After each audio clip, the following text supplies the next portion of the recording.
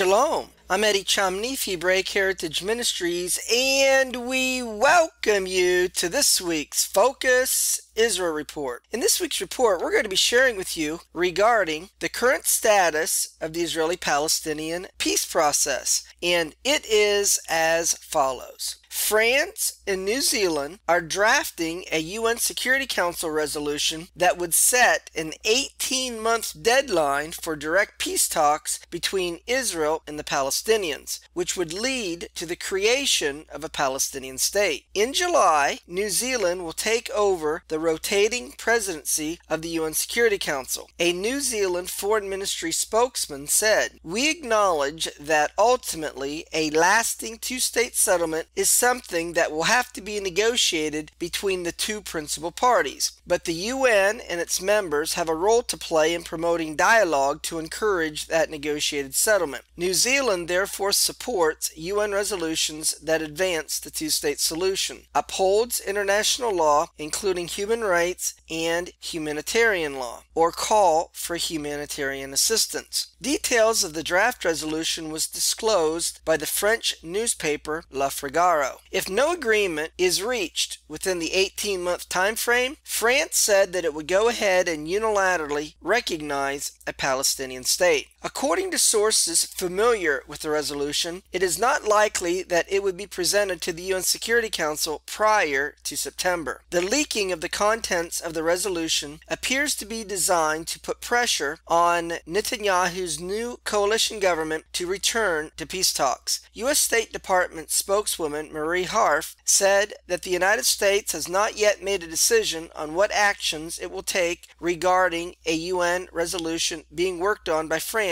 that would set a timetable for an Israeli withdrawal from the West Bank. She said, "The United States has made no decisions with respect to action at the UN, and certainly not on a hypothetical resolution. We are carefully considering our future engagement at the UN if and when we reach that point to determine how to most effectively advance the objective I think we all share for a negotiated two-state solution. So we're continuing to work with our partners, including the French. But at this point, again, no decisions have been made with respect to U.S. actions at the United Nations Security Council." However, in an interview with an Israeli television station, U.S. President Barack Obama raised the possibility that the United States will allow a United Nations Security Council vote on issues related to the Palestinians if the two sides make no meaningful movement toward a peace agreement. Obama noted that his administration has, up until this point, squashed such efforts at the United Nations, while insisting that the Israelis and the Palestinians must negotiate a resolution. But he said it is a challenge for the U.S. to keep demanding that the Palestinians negotiate in good faith if no one believes that the Israelis are doing the same. "How do we move off what appears right now to be a hopeless situation and move it back towards a hopeful situation?" Obama asked in the interview. "That will require more than just words. That will require some actions, and that's going to be hard work, though, because right now I think there's not a lot of confidence in the process." Obama said that Israel as a whole loses credibility on this point. If, in fact, there's no prospect of an actual peace process, if nobody believes there's going to be a peace process, then it becomes more difficult to argue with those who are concerned about settlement construction, those who are concerned about the current situation, Obama said. "It's more difficult for me to say to them, be patient and wait, because we have a process here, because all they need to do is to point to the statements that we have been saying that there is no process." Obama's critical tone toward Netanyahu, describing him as someone who is predisposed to think perhaps that peace is naive, appeared to return to the tough language that marked the Obama administration statements toward Israel and Netanyahu earlier this spring. Obama said that Netanyahu's statements included so many caveats, so many conditions, that it is not realistic to think that those conditions would be met anytime in the near future, Obama said. "The danger here is that Israel as a whole loses credibility," he added. "Already, the international community does not believe that Israel is serious about a two-state solution." The statement the Prime Minister made compounded this belief. As a result, Obama said that he does not foresee a framework agreement between Israel and the Palestinians being possible in the current climate. In response, Netanyahu said, "I want to reiterate Israel's commitment to peace, and my commitment to peace. We want a peace that would end the conflict once and for all, he said. My position has not changed. I don't want a one-state solution. I don't believe that that's the solution at all. I support the vision of two states for two peoples,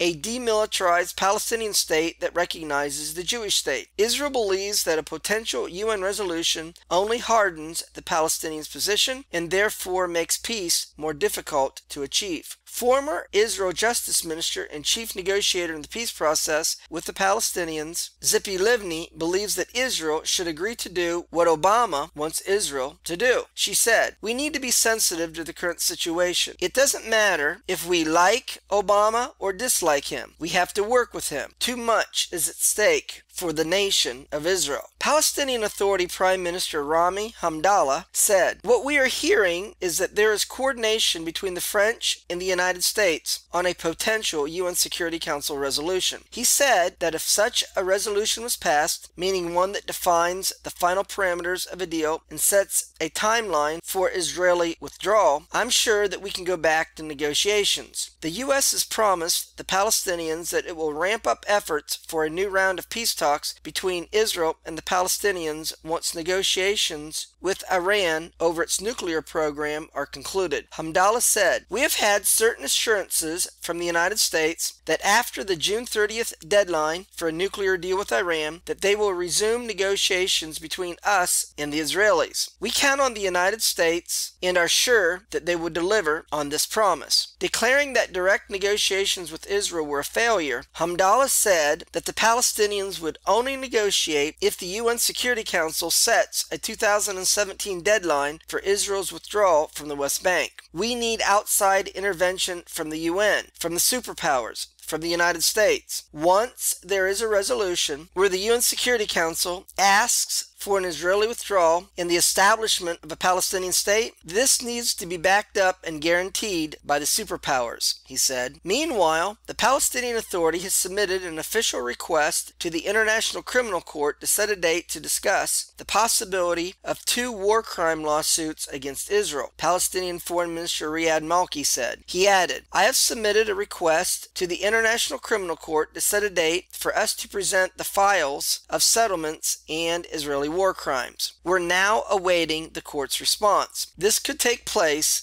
in mid-June." Malki said that once the International Criminal Court sets a date, he would head to the International Criminal Court to follow up on the case. He said a special Palestinian committee has been entrusted with preparing the files that would be brought before the International Criminal Court. "The procedures have begun and we will work seriously and professionally in accordance with a timeline," he added. The Palestinians want the International Criminal Court to sue Israel for war crimes it claims were committed during last summer's Operation Protective Edge and also for Jewish building over the pre-1967 borders in the West Bank and in Jerusalem. In 2013, a United Nations Human Rights Council report on Jewish building over the pre-1967 borders found that such activity was prohibited under Article 49 of the Fourth Geneva Convention. That article views the direct or indirect transfer of a civilian population into occupied territory as a war crime. Israel has long argued that the areas over the pre-1967 borders are not occupied Palestinian territory because they were never under Palestinian sovereignty and thus the Fourth Geneva Convention is not applicable. Israel's position is that therefore the status of the territories is disputed and must be resolved by direct negotiations between Israel and the Palestinian Authority. In response, Israel Prime Minister Benjamin Netanyahu said, "Tell the Palestinians to stop their campaign to delegitimize Israel. Tell them to get back to the negotiating table. Tell them that we should negotiate without preconditions." He added that Israel faces an international campaign to blacken its name. The aim is to undermine Israel's existence. Netanyahu said, "We are in the midst of a great struggle being waged against the state of Israel, and it is connected to our very existence." According to Netanyahu, that campaign is not connected to Israel's policies in the Gaza or the West Bank, but is rather an anti-Semitic attack to deny Israel its right to exist. Netanyahu said, "The last thing that we should do is bow our heads and ask where we have erred, where we went wrong. We have not erred. We have not done wrong. We are put up to standards that no other democracy is forced to face. We do not need to justify ourselves. We just need to say the truth. It doesn't matter what we do, but rather what we represent." What has been said about Jews throughout history, that we are the source of evil in the world, that we drink the blood of small children, all this has been said of us. It wasn't true then, and it isn't true now. They say if only we were nicer or more generous, Netanyahu added. We've made many concessions in the peace process, and it hasn't changed a thing. Because this campaign of delegitimization is much deeper. It wishes to strip us our right to live here in the land of Israel. European Union Foreign Minister Federica Mogherini has promised European countries that there will soon be special labels on all products coming from the West Bank. The move in Europe to label products from West Bank settlements is gaining momentum. The plan would require supermarkets and other retailers to label products made in the West Bank and the Golan Heights settlements, as well as in East Jerusalem, differently from those originating in Israel proper. Israeli officials believe the measures are meant to pressure Israel into resuming talks with the Palestinians, or at least deter Israel for continuing to build in Jewish areas in the settlements. Prior to Mogherini's visit to Israel, the foreign ministers of 16 of the European Union's 28 member states urged her in a letter to advance the labeling moves. They said the legislative process, which was initiated over 2 years ago and has been put on pause, should be revived out of fairness to European consumers who are entitled to know where their products they buy originate from. This year, a European Union directive was issued not to recognize Israeli veterinarian supervision from occupied areas. Israeli farm exports to Europe have fallen in the recent year. Several Israeli agriculture exporters said recently that the current fall in European orders may be due to retailers' desire to head off pro-Palestinian group demonstrations outside their stores. The Palestinian Authority and various pro-Palestinian groups worldwide are urging boycotts against Israel over the stalled peace process. The boycott, divestment, and sanctions movement, for example, is waging a global campaign seeking to increase economic and political pressure on Israel through such measures. Israeli government officials said that they don't regard the global boycott, sanctions, and divestment movement as a present strategic threat to the Israeli economy. It has the potential to be a strategic threat in the future, but we're far from that, said one source. However, the Israeli government has decided to increase its efforts to prevent academic, consumer, cultural, and sports boycotts against Israel, with several ministers taking the lead in what has become a diplomatic priority. Science, Technology, and Space Minister Danny Danon plans to convene the heads of Israel's universities to discuss the efforts waged to thwart boycotts against Israeli academics, scientists, and researchers. Danon said, "We must forge a united front and fight the boycott attempts against Israel researchers and scientists. Unfortunately, we have to deal with organizations and agencies that have made it their mission to undermine Israel rather than to promote research and development," Danon said. In addition, Cultural and Sports Minister Mary Regev announced that her ministry will form a special task force to prevent and counter academic